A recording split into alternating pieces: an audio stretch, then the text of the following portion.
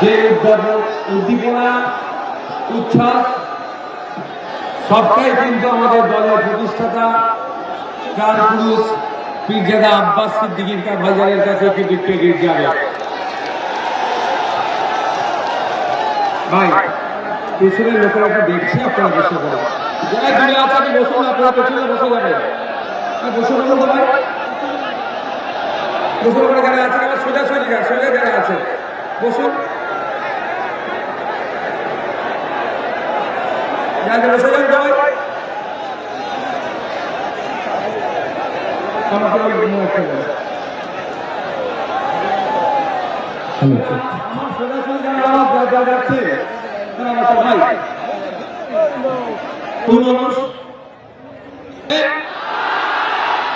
দশ মিনিট ধৈর্য ধরতে পারবেন তো? আমার পূর্বেকার বক্তারা আজকের এই অধিকার মহাসমাবেশ নিয়ে তাদের জ্ঞান গর্ব আলোচনা করেছে।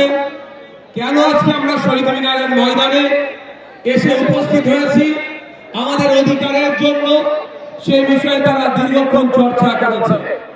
আমি আপনাদের কিঞ্চিত বলবো, সাথে 2026-এ বার্তা আমরা দেব যে আগামী নির্বাচনে আমরা কি চাইছি, কি করতে চাইছি, সেটা এখানে যারা হাজার হাজার মানুষ উপস্থিত হয়েছেন এই বার্তা নিয়ে গিয়ে পাড়াতে পাড়াতে, মহল্লাতে মহল্লাতে, বুথে বুথে, চায়ের দোকান থেকে শুরু করে পাড়ার লোকে যে যেখানে, খেলার ময়দানে যে যেখানে থাকে, এই বার্তাটা আমাদের পৌঁছে দিতে হবে। আইএসএফ এর বার্তাকে, আমাদের আইএসএফ এর লক্ষ্য উদ্দেশ্য কি?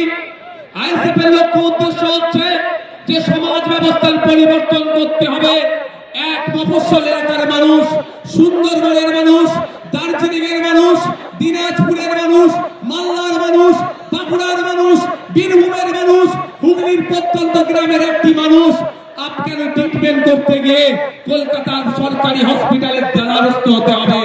Indian secular front alternative politics provide করছে, ইন্ডিয়ান সেকুলার ফ্রন্ট কল দিচ্ছে 2026 সালে যদি আমাদেরকে আপনারা সরকারে নিয়ে আসেন, আমরা এই 5 বছর একটা সরকারের সময় পাই, 5 বছর 5টা জেলাতে আমরা কলকাতার পিজি, এনআরএস, আর্যকরের মতো স্টার হসপিটাল আমরা বানিয়ে দেব।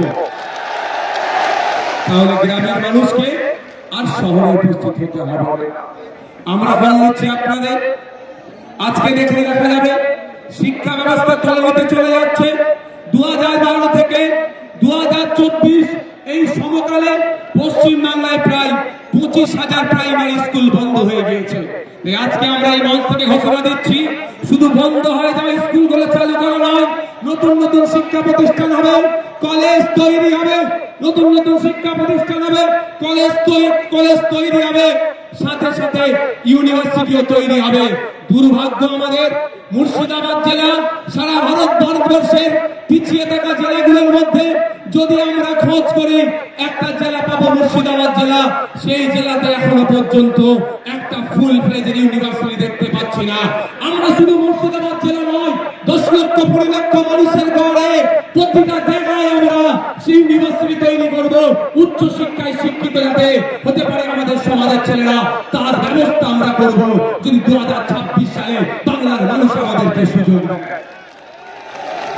আপনারা জানিয়ে রাখি, আজকের রাজ্য সরকার যে বিচারিতা করছে সংখ্যালঘুদের সাথে, দলিতের সাথে, আদিবাসীর সাথে, সেই বঞ্চনা থেকে আমরা অবসান ঘটাবো। हमारे यहाँ पे प्यारे, हमारा सबका प्यारा बाबा साहेब अम्बेडकर जी का उनका 3rd जनरेशन प्रकाश अम्बेडकर जी ऐसे चले गए। हम आपको बोलना चाहते हैं, बंगाल में जो भी सरकार चल रहा है सिर्फ नाम का सरकार चल रहा है, आखिर में सर्कस चला रहा है। क्योंकि यहाँ पे 100% स्टार के अनुसार से 22% दलित को जॉब मिलना चाहिए, लेकिन ऑफिशियल ये लोग 22% दलित को जॉब दे रहे हैं, लेकिन उसमें से 10% असली दलित नहीं है। फेक सर्टिफिकेट डाल के दलित का जहाँ के इस सरकार छीनना चाहते हैं। हम लोग का लड़ाई है 22% असली जो दलित है उनको जॉब मिले, वही लड़ाई हम लोगों का है। यहाँ पे 6% रिजर्वेशन है एसटी कम्युनिटी के लिए। दुख की बात है, धमाल में 1 करोड़ आदिवासी नहीं है, लेकिन 1.5 करोड़ एसटी सर्टिफिकेट प्रोवाइड किया गया है। इसका मतलब ये होता है जो 6% जो है, जब उसमें से असली जो आदिवासी है उनको नहीं मिल रहा है, उसको छोड़ के जो नॉन आदिवासी है, जो आदिवासी के जो संरक्षण है, जो रिजर्वेशन है, उसमें से वो लोग खा जा रहे हैं। तो हमारा मौत इस दिन आज यहाँ से ऐलान करना चाहते हैं, अगर आप लोग सत्ता में आएंगे 22% जो दलित के लिए जॉब है रिजर्वेशन उनको सही से मिलेगा, 6% जो आदिवासी के हैं वो मिलेगा। साथ में रंगनाथ मिश्रा जी का जो कमीशन है बैकवर्ड क्लास का, जो माइनॉरिटी मुस्लिम है उनका जो 10% देने के लिए बोला है, आप लोग देंगे। 100টা চাকরি হলে 10টা অনগ্রসর মুসলমান চাকরি পাবে, 22টা দলিত চাকরি পাবে, 6 জন আদিবাসী পাবে প্রকৃত। এর ব্যবস্থা আমরা করব যদি 2026 সালে আমাদেরকে নিয়ে আসা হয়, আমরা করব। আমরা এই ব্যবস্থা থেকে কি বলছি? আমাদের অধিকার পরিযায়ী শ্রমিকের অধিকার, ইন্টারস্টেট মাইগ্রেন্ট লেবারস অ্যাক্ট 1979 কেন্দ্র সরকারের আইন। এই মাইগ্রেন্ট লেবারদের এই যারা নানান রকম অত্যাচার অনাচার হচ্ছে এইগুলো বন্ধের জন্য। কিন্তু দুর্ভাগ্য আজকে এখানে যারা উপস্থিত হয়েছে মুর্শিদাবাদ, মালদা, দিনাজপুর রাজ্যের বিভিন্ন জায়গা থেকে এসেছেন, যাদের অনেকের বাড়ির লেবার ছেলেরা মাইগ্রেন্ট লেবার হয়ে ভিন্ন রাজ্যে কাজ করছেন, আপনাদেরকে জানানো হয়নি ইন্টারস্টেট মাইগ্রেন্ট লেবার অ্যাক্ট 1979টা কি। ওখানে প্রত্যেকটা যে মাইগ্রেন্ট লেবার আছে তার অধিকার সুরক্ষিত আছে, কিন্তু দুর্ভাগ্য আমাদের ওই আইনে বইয়ের পাতাতে সুরক্ষিত আছে, বাস্তবে কিন্তু আমার শ্রমিকরা সুরক্ষিত নয়। তাই আপনাদের বলবো, যদি আপনারা আমাদেরকে সুযোগ দেন 2026-এর জন্য, শুধু আপনারা নয়, আপনারা আজকে বাড়ি যাবেন, বাড়িতে, মহল্লাতে, ক্লাবে, মাঠে, ময়দানে, হাটারে, বাজারে, যে বাসে ঘাটে যেখানেই যাবেন, একটাই কথা যে আইএসএফ কে এবার সুযোগ দেওয়া হোক। আইএসএফ এই চোর ডাকাত গুন্ডা মস্তান গুলোকে সরিয়ে দিয়ে সুষ্ঠু সমাজ ব্যবস্থা নিয়ে আসবে, যে সমাজ ব্যবস্থায় সরকারি কর্মচারীরা তার হকের দিয়ে পাবে কেন্দ্রীয় সমাহারে, যে সমাজ ব্যবস্থায় শূন্য পদগুলো পূরণ হবে, বেকারত্ব দূরে সরানো হবে, যে সমাজ ব্যবস্থায় আনিসের বিচার হবে, তামান্নার বিচার হবে, তিলোত্তমার বিচার হবে, যে সমাজ ব্যবস্থায় নারীরা তার অধিকার পাবে, যে সমাজ ব্যবস্থায় কৃষক তার উৎপাদিত ফসলের দাম পাবে, যে সমাজ ব্যবস্থায় আমি আপনি মেহনত করছি, আমার আপনার শ্রমের মূল্যায়ন হচ্ছে না, এই শ্রমের মূল্যায়ন হবে, মিনিমাম ওয়েজেসটা আমরা বাড়াবার ব্যবস্থা করব। যে সমাজ ব্যবস্থায় নারীদের হাতে শুধু 1000-1200 টাকা তুলে দেওয়া নয়, নারীদেরকে ক্ষমতায়ন করতে গেলে আমরা মনে করি কম করে 5000 টাকার ব্যবস্থা করতে হবে, সেই সমাজ ব্যবস্থা আমরা নিয়ে আসবো। তবে হ্যাঁ, 5000 টাকা দেওয়ার সাথে সাথে রাজ্য কিছু কাজ বুঝে নেবে, এই সুষ্ঠু সমাজ ব্যবস্থা আনবো, যেখানে বর্ণগত, জাতিগত, ধর্মগত, নারী পুরুষের কোনো ভেদাভেদ থাকবে না, যেখানে সবাই আমরা মানুষ, আমাদের সামাজিক পরিচয় আমরা যেটা সেটা নিয়ে মাথা তুলে বেঁচে থাকবো, সেই সমাজ ব্যবস্থা নিয়ে আসবো। বাংলার মানুষ যদি 2026 লোক বিধানসভা নির্বাচনে আমাদেরকে সুযোগ দেয়, তবে আপনাদের উপস্থিতি প্রমাণ করে দিচ্ছে যে বাংলার অলিতে গলিতে ইন্ডিয়ান সেকুলার ফ্রন্টের যে জয় জয়কার হবে সেটার আপনাদের উপস্থিতি আছে কিন্তু প্রমাণ করে দিচ্ছে। আপনারা মাঠে যারা আছেন, আপনারা হয়তো বাইরে যেতে পারছেন না, আমি তো একটার পরে এখানে এসেছি, আমি বাইরের অবস্থাটা একটু ঘুরে ঘুরে দেখছিলাম। আপনারা এখানে যেরকম মানুষ আছে এর কয়েক গুণ বেশি মানুষ বাইরে শুধু ঘুরছে, জায়গা পাচ্ছে না বলে। আপনাদের ঘোষণা অনুযায়ী আমি গত বছর ঘোষণা দিয়েছিলাম, আমরা বলেছিলাম আমরা চেষ্টা করব কলকাতায় ব্রিগেডে করা, কিন্তু আমরা যখন অ্যাপ্লিকেশন করেছি আমাদেরকে জানানো হয়েছে এই সময় এই আর্মিদের কোন একটা ট্রেনিং চলছে, সেই মার্চ মাস পর্যন্ত ব্রিগেড ময়দান দেওয়া যাবে না, সুতরাং আমরা সেখানে বুক করতে পারিনি, ফলে আমরা এখানে বুক করেছি। তবে আপনারা সাথ দিলে শুধু ভাঙড় থেকে নয়, রাজ্যের বিভিন্ন প্রান্ত থেকে 2026 বিধানসভায় ডবল ডিজিটের বিধায়ক ইন্ডিয়ান সেকুলার ফ্রন্ট পাচ্ছে।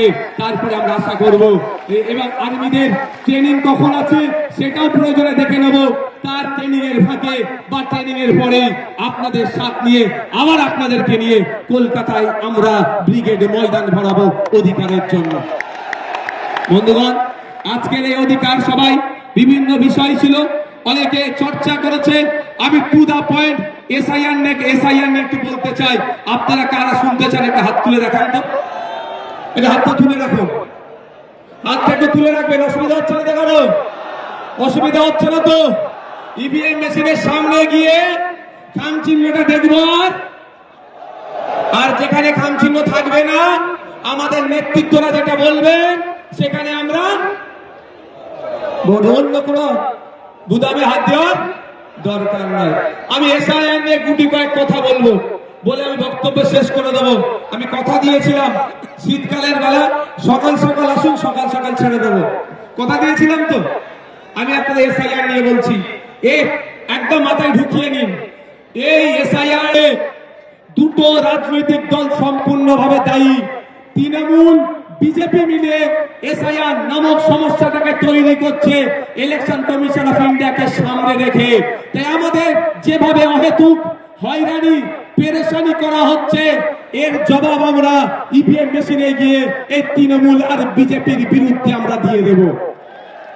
আমি প্রমাণ দেব আপনাদের, প্রমাণ ছাড়া আমি কথা বলি না, আমি প্রমাণ দিয়ে দেবো একটা একটা করে। যদি আপনাদের শোনার এনার্জি থাকে আমি তাহলে শোনাবো। এনার্জি আছে তো ভাই? তাহলে আমি শুনিয়ে দেবো। একটু পোলটা খোলা দরকার। সাপ হয়ে কামড়াচ্ছে আর ওজা হয়ে ঝাড়ার চেষ্টা করছে। সাপকেও ধরতে হবে আর কামড়ানোতে আসার আগে তাকে ধরে নিতে হবে। আপনাদের মাবিতে বলে রাখি, 2021-এ নির্বাচন পার হয়েছিল সিএ এনআরসির ভয় দেখিয়ে। সিএ এনআরসি করে দেশ থেকে তাড়িয়ে দেবে।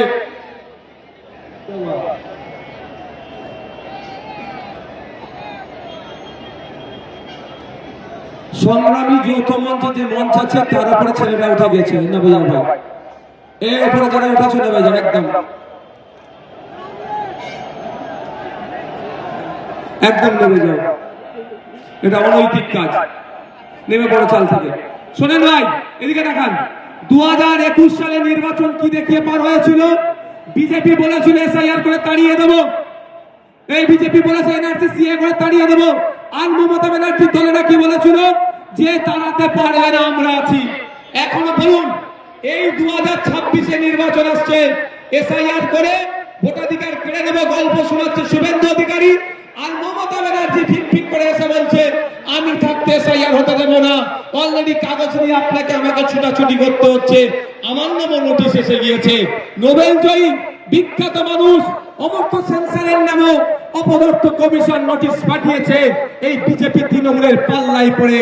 শুধু তাই নয়, স্বাধীনতা সংগ্রামী, মুক্তিযোদ্ধা, বীর, ভারতবর্ষের অন্যতম শ্রেষ্ঠ আইকনিক ব্যক্তি, তার নাম নেতাজি সুভাষচন্দ্র বোস, নেতাজি সুভাষচন্দ্র সেনের পরিবারকেও এই নোটিশ পাঠিয়েছে।